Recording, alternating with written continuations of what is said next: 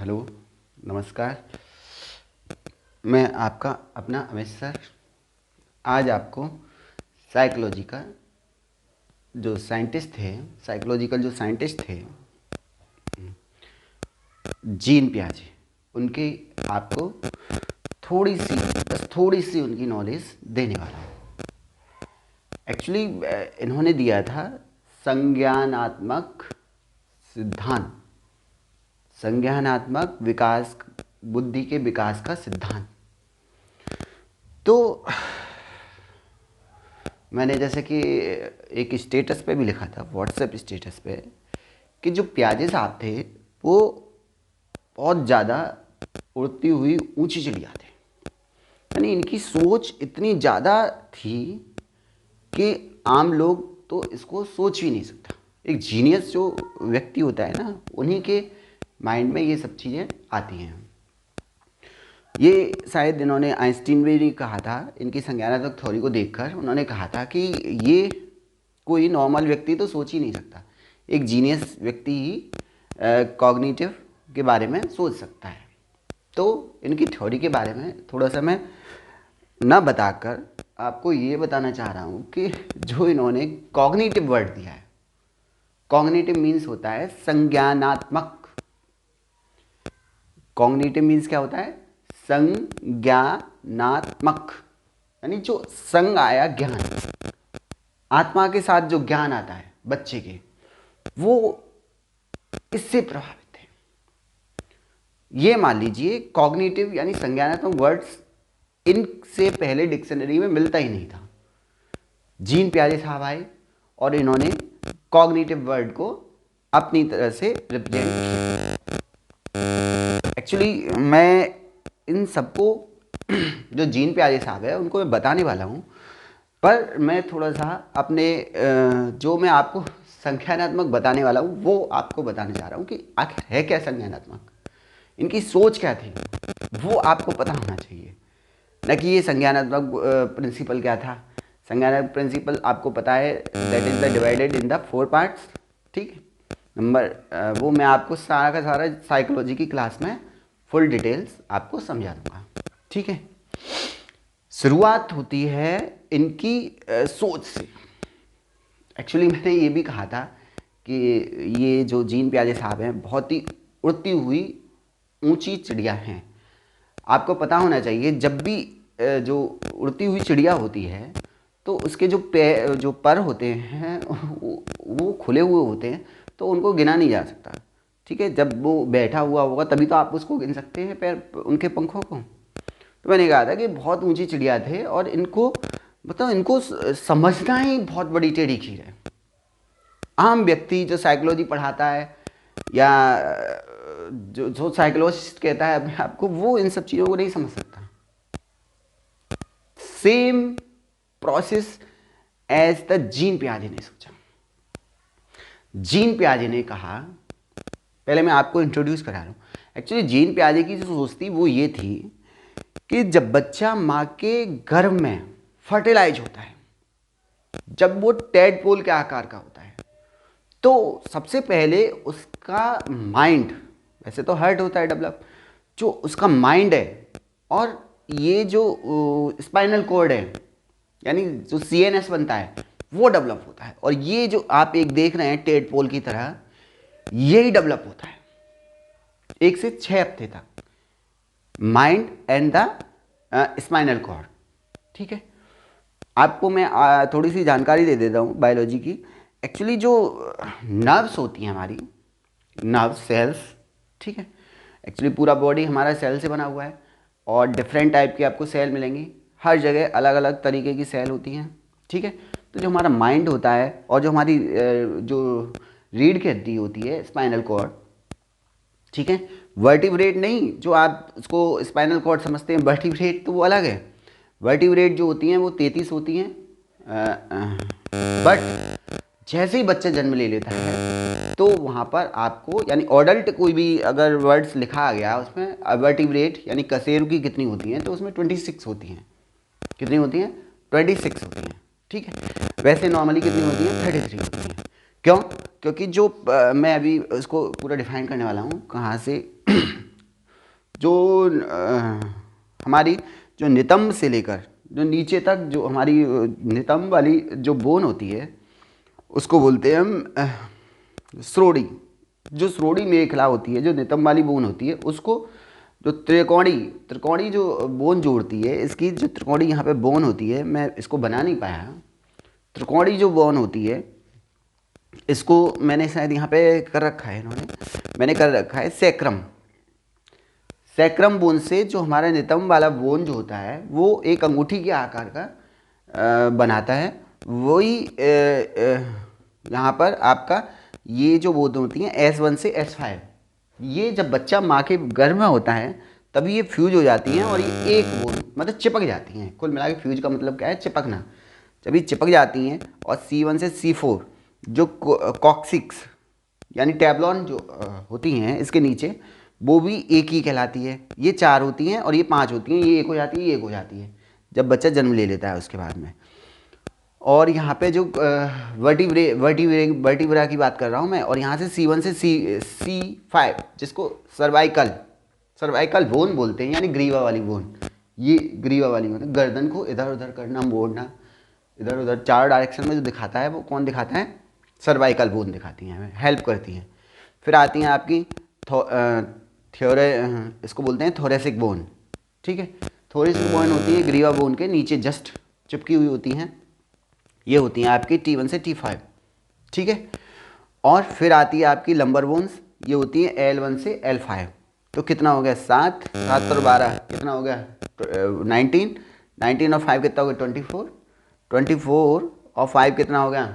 29 29 और 4 कितना हो गया? 33 वर्टिब्रा होती हैं। बट अगर ऑडल्ट की पूछे तो आपको 26 ही लगानी है, क्योंकि ये जो दो मैंने लास्ट वाली बताई ना वो चिपक कर 2 हो जाती हैं, यानी एक 5 का एक कॉम्बिनेशन और 4 का एक कॉम्बिनेशन। तो कितना हो जाता है टोटल? 24 ये और 2 ये कितना हो गया? 26। ठीक है, और इनको जो इस साइड में जो होता है ये जो मैंने बना रखा है ये तो वर्टिब्रा बॉडी है। ठीक है, और ये जो बनाया है ये इसको बोलते हैं हम सिंपैथेटिक चेन, यानी ये बॉडी को मदद करती है, हेल्प करती है। यानी ये अंदर की तरफ होती है और जो वर्टिब्रा होती है वो बाहर की तरफ होती है। ठीक है, वर्टिब्रा को जो वर्टिब्रा होती है बिल्कुल जो स्पाइनल कोड होती है, स्पाइनल कोड जैसे मान लो कोई नहर है। ठीक है, नहर भी जैसे पुल होता है ना, पुल ढका हुआ होता है, ऐसे ही नहर ढकी हुई है और उसमें अंदर ये नहर टाइप में ही तो है, इसी तरीके से तो बहती है नहर, उसमें अंदर सुरंग टाइप में। ठीक है, सुरंग टाइप में जो जाती है वो जाती है हमारी spinal cord. Main spinal cord ये होती है ना कि ये वर्टिब्रा होती है।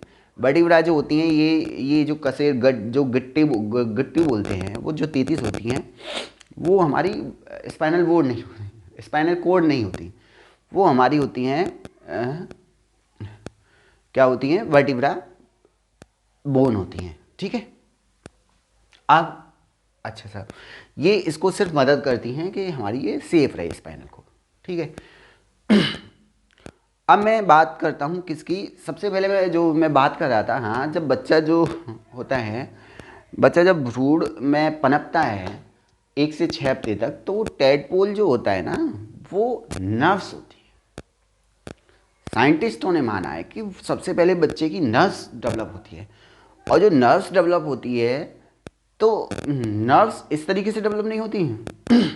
नर्व्स जो टोटल ऑडल्ट्स में अगर देखेंगे तो जो साइंटिस्टों ने एक मेथड होता है जिससे काउंट किया है वो हैं 86 अरब नर्व्स। समझ रहे हो? यानी 86 पे कितने जीरो लगा दें?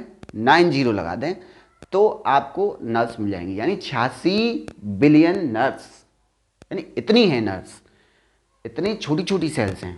और आप यकीन नहीं मानेंगे कि जो मस्तिष्क है, यानी जो माइंड है और जो स्पाइनल कॉर्ड है और या जितनी भी बॉडी में हमारी नर्व्स फैली हुई हैं, उन सबको मिलाकर आपकी बॉडी, आपके माइंड का, सिर्फ बॉडी का नहीं, सिर्फ माइंड का 10% बनता है। यानी अगर आप माइंड की बात करते हैं तो वो आपका 3 पाउंड का होता है, लगभग कितना? 1300 से 1400 ग्राम ऑडल्ट के लिए। सिर्फ पूरी बॉडी का अगर वजन देखें तो वो 2% होता है। ठीक है, अगर चाइल्ड की बात की जाए, ठीक है, तो उस उनमें होता है 350 से 400 ग्राम तक। ठीक है,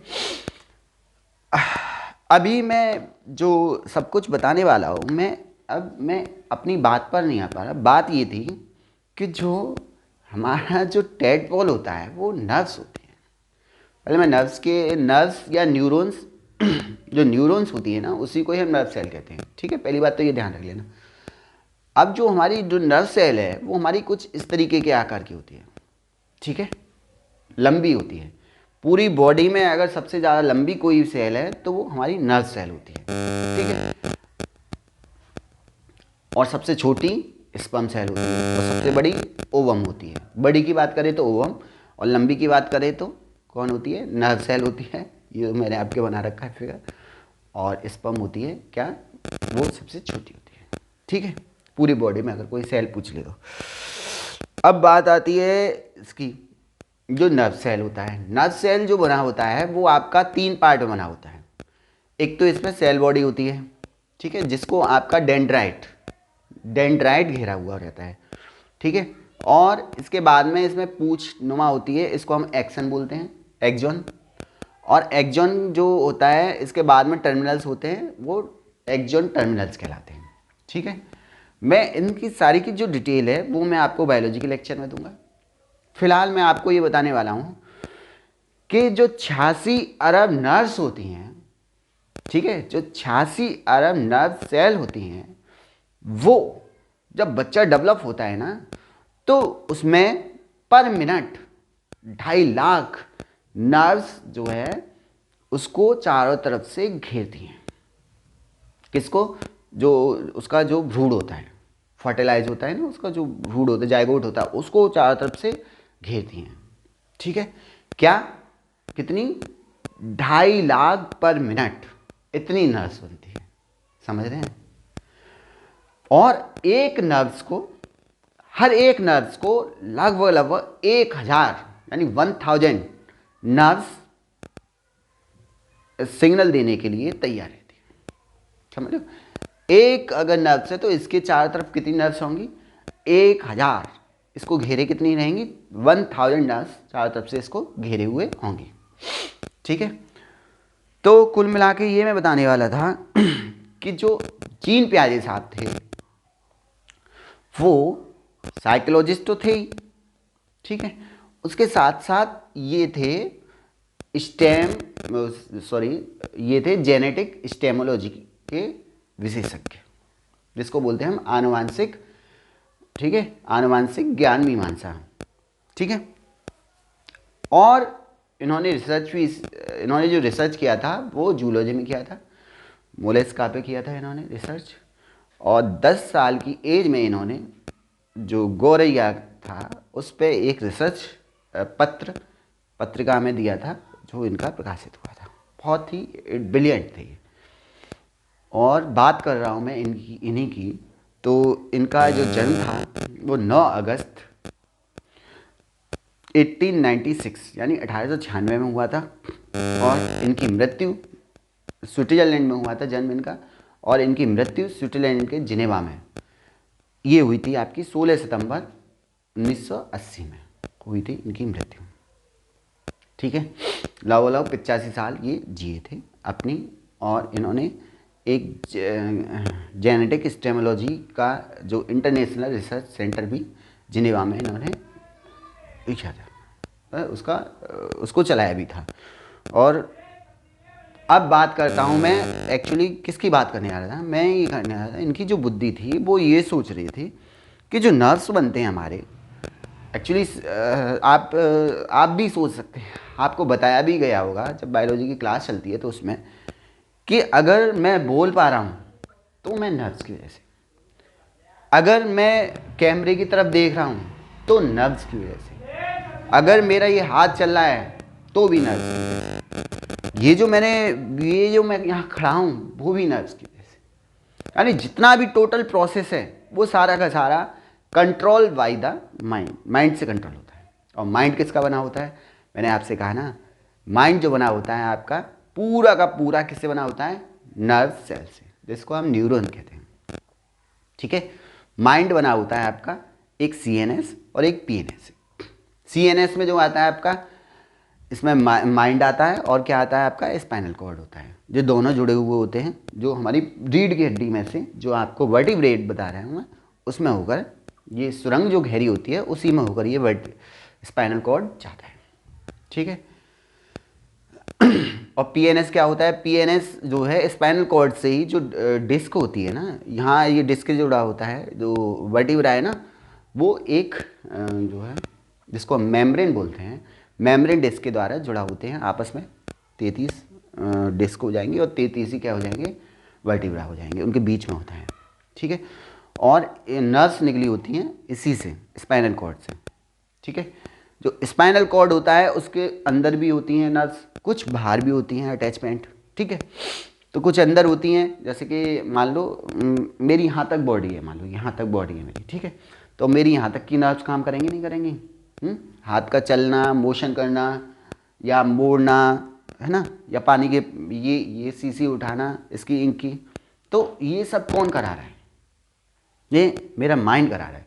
माइंड मेरा सिग्नल भेजेगा, तुरंत डिब्बी उठाओ, और मैं तुरंत इनकी डिब्बी उठाई और उसके बाद इसको रख दिया, तो फिर मैंने तो इनपुट दिया माइंड ने, और आउटपुट किससे हुआ? इससे।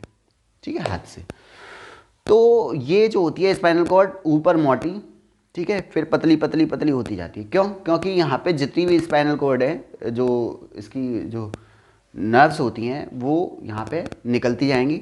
यहाँ आपके हाथ की निकल गई, यहाँ आपके हेड की निकल गई, यहाँ आपके लंग्स की निकल गई, यहाँ आपके पसलियों की निकल गई, यानी सारी की सारी नर्व्स धीरे धीरे धीरे धीरे निकलती आएंगी और लास्ट में किसकी रह जाएंगी? पैरों की। तो इसलिए पतली होती जाती हैं। ठीक है, सीधी सी बात है। इसको हम रज्जू भी कहते हैं, रस्सी की तरह है स्पाइनल कॉर्ड को। तो ये मैं जानकारी से पूरी बायोलॉजी में दूंगा, CNS और PNS के बारे में। CNS को हम बोलते हैं सेंट्रल नर्वस सिस्टम, और PNS को बोलता है पेरीफेरल नर्वस सिस्टम। ठीक है। मस्तिष्क भी आपका, जो मस्तिष्क के पार्ट होते हैं वो 6 तरीके के होते हैं। इसमें फ्रंटल लोब होता है, पेरिएंटल लोब होता है, टेम्पोरल लोब होता है, पश्चक लोब होता है, अनुमस्तिष्क होता है और लिम्बक लोब होता है। यानी 6 पार्ट होते हैं, जिसमें जो फ्रंटल लोब होता है उसी में आपका मोटर नर्व्स होती है लास्ट में। ठीक है, वो भी कई पार्टों में होता है। फिर पेरिएंटल लोब होती है, उसमें सेंसरी ऑर्गन होते हैं, जो आपको स्पर्श वगैरह कराने में, टच करने में, या आपकी किसी ने ये स्किन छुई तो आपको पता चल जाता है कोई छुआ, तो ये सब किस में आते हैं? पेरिएंटल लोब में आते हैं। और आपका मोशन हाथ का, ठीक है, ये सारा का सारा किस में आता है? मोटर नर्व्स में आता है। तो ये जैसे कि मैंने दिखाया अभी आपको, ये आप दे सकते हैं, ये चाय का गिलास है या पानी का गिलास, मान लीजिए पानी का गिलास है। सेंसरी जो है हमारे माइंड ने, सेंसरी जो था मैं बता रहा ना, सेंसरी जो होता है उसमें पेरिएंटल लोब में होता है। सेंसरी ने उसको इनपुट दिया, और मोटर इनपुट जिसको मैंने बना रखा है, ये नर्व्स ने दिया, रीढ़ की हड्डी में से आती है, इसको बोलते हैं, जो स्पाइनल कॉर्ड में होके आती है, और हाथ में होते हुए उसने हाथ पानी उठाया और पी लिया। ये सब पूरा का पूरा नर्व्स से होता है। जैसे मैं बार बार नर्व्स बोल रहा हूँ, कितनी होती है नर्व्स? 86 अरब, यानी 86 पे कितने जीरो? 9 जीरो। ठीक है, 10 की पावर 9 नर्व्स, 10 नहीं 86 इंटू 10 की पावर 9 नर्व्स। ठीक है। ये पूरा का पूरा आप देख सकते हैं, जो स्ट्रक्चर बनाया है मैंने, वो नर्व्स, ये माइंड है आपका, और यहाँ पे आपका होता है जो है पेरिएंटल लोब। ठीक है, जो कि आपका अगर कोई भी इसको यहाँ टच करेगा स्किन को, तो वो आपका जो सोमेटिक सेंसरी पाथवे है वो उसको बताएगा, और यहाँ से होते हुए नर्व्स के अकॉर्डिंग सिग्नल जो है वो माइंड तक पहुँचता है। ये सिग्नल जो पहुँचता है वो इलेक्ट्रिक एंड केमिकल रिएक्शन से पहुँचता है। ठीक है, जिसमें कि जो एक नर्व्स को, जो 1000 नर्व्स घेरे रहती हैं, वो उसी के अकॉर्डिंग सिग्नल पहुँचता है। इन सब पर जो ध्यान गया वो गया जीन पियाजे का। इससे पहले सभी क्या करते थे, बच्चे अगर खेल रहे हैं खिलौनों से तो उनको मूर्ख समझते थे, पर जीन पियाजे साहब ने कहा कि बच्चे मूर्ख नहीं हैं, बच्चे मूर्ख नहीं हैं, बच्चे ऑडल्ट के समान ही क्या हैं, विद्वान हैं, पर उनका तरीका सोचने का और करने का वो अलग होता है।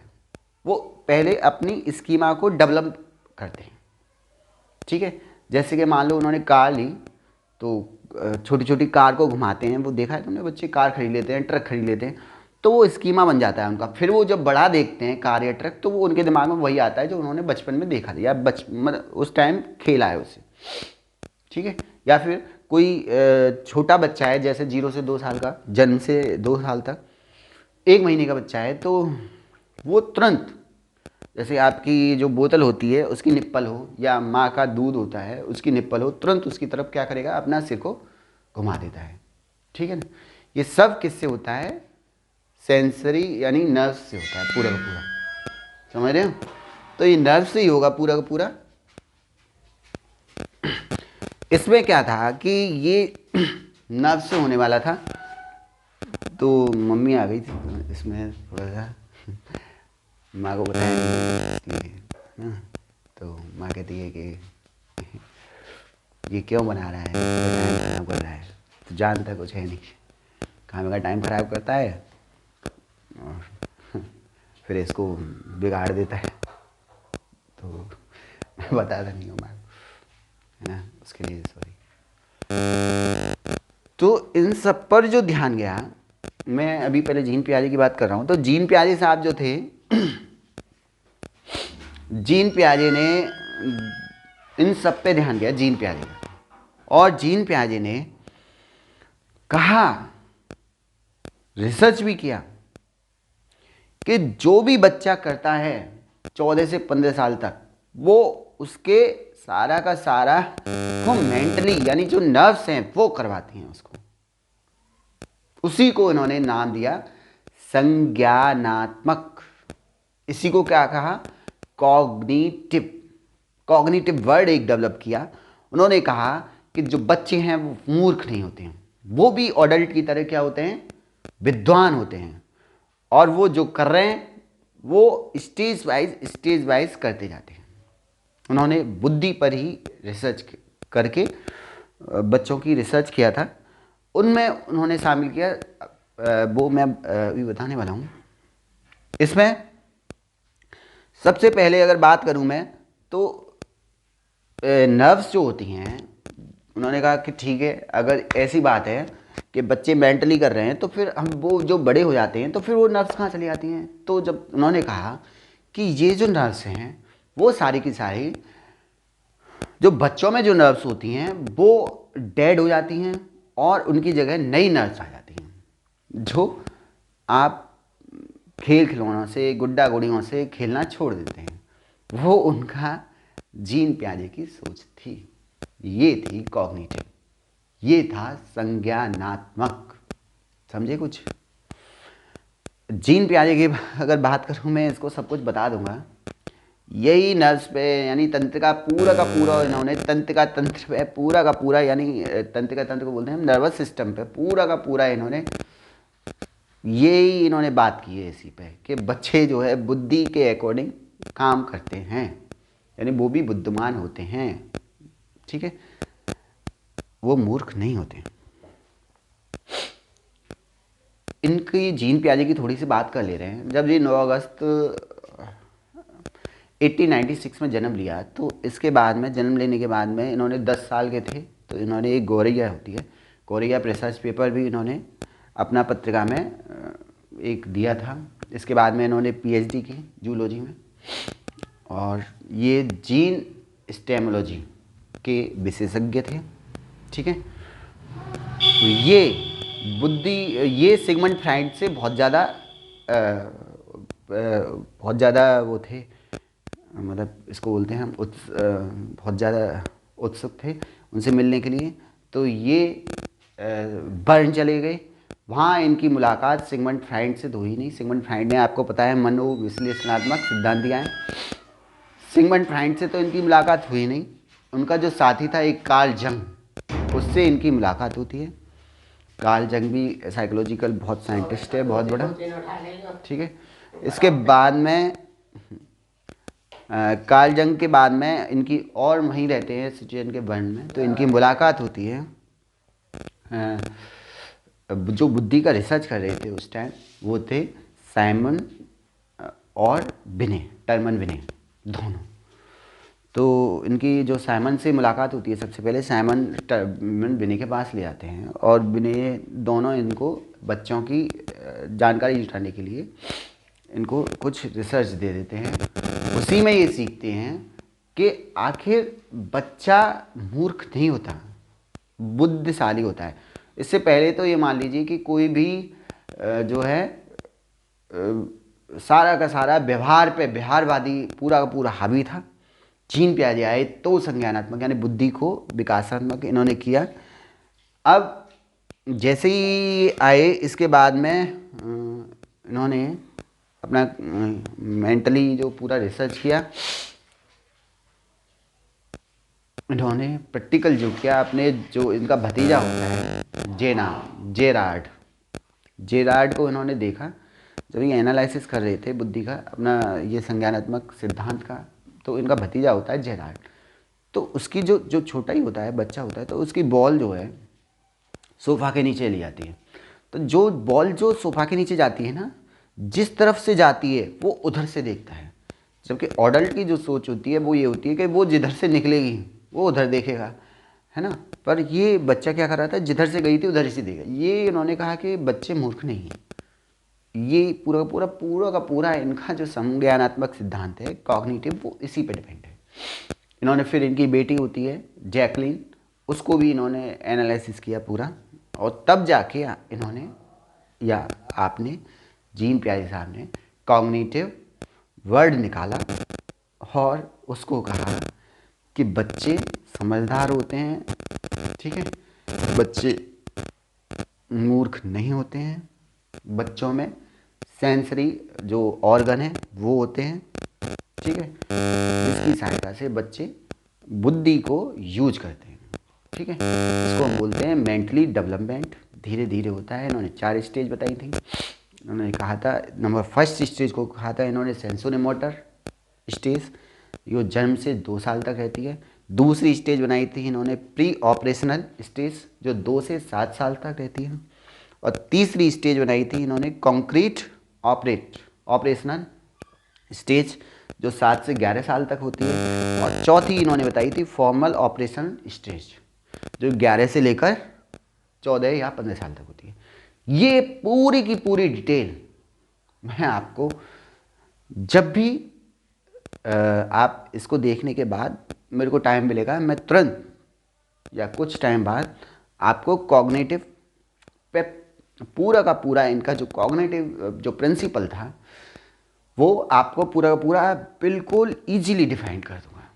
और आप देखेंगे तो आपको लगेगा कि हाँ, अमित सर ने हमें कुछ अच्छा बताया है। आज के लिए इतना ही, क्योंकि लेक्चर बहुत लंबा हो रहा है, ठीक है ना। तो ये पूरा का पूरा इन्होंने इसीलिए बना रखा था। आप सोच रहे होंगे तो ये किस लिए बना रखा है मैंने, ठीक है ना। तो पहली बात तो यही है कि आपको जो जो स्पाइनल कॉर्ड होता है वो वर्टिब्रा नहीं होता, ठीक है, पूरा का पूरा वर्टिब्रल पे नहीं होता, पूरा का पूरा वो वर्टिब्रल अलग होते हैं, जो 33 कसेर होती हैं वो नहीं होता। स्पाइनल कॉर्ड होती है पूरा का पूरा तंत्रिका का बंडल, यानी नर्व सेल का पूरा बंडल। ये जो रस्सी है ना, ये होती है स्पाइनल कॉर्ड। और इसी से क्या निकले होते हैं, पेरिफेरल नर्व्स निकली होती हैं, जो हाथ को हिलाएंगी, हाथ को मूव करवाएंगी, ठीक है, उंगली को चलवाएंगी, फिंगर को। अगर कोई भी नर्व हटी तो आपका वो ऑर्गन काम करना बंद कर देगा। और इन सब के लिए सिक्योरिटी देती है ये स्पाइनल कॉर्ड। अगर स्पाइनल कॉर्ड को कुछ भी हुआ, जरा सी भी अगर डैमेज हुआ, तो ये मान लीजिए कोई ना कोई आपका ऑर्गन चला जाएगा, काम करना बंद कर देगा, ठीक है ना। ये सब मैं आपको बायोलॉजी की लेक्चर में बताऊंगा। आज के लिए इतना ही। ये सब कुछ बना रखा था मैंने, ये मैंने आपको डिफाइन ही कर दिया। ये आपका माइंड है, माइंड के साथ स्पाइनल कॉर्ड है। और ये जो मैंने बताया था सिंपैथिक चेन होती है, सिंपैथिक जो बॉडी को मदद करती है, हेल्प करती है। और ये आपके इसी के सहारे दो होती हैं। वर्टिब्रल कॉलम भी 2 पार्ट में होता है, एक तो इधर होता है सिंपैथिक चेन में, और एक इसका जो बिट्टू होता है वो होता है, ठीक है। ये गिट्टू जो होते हैं वो आपके लगभग लगभग क्या 33 ही होते हैं, ठीक है ना। अगर अडल्ट में कोई पूछ लेना तो कितने होते हैं, 26 ही होते हैं, ठीक है ना। थैंक यू, आज के लिए इतना ही लेक्चर बहुत है, फिर कभी मिलते हैं। धन्यवाद, नमस्ते।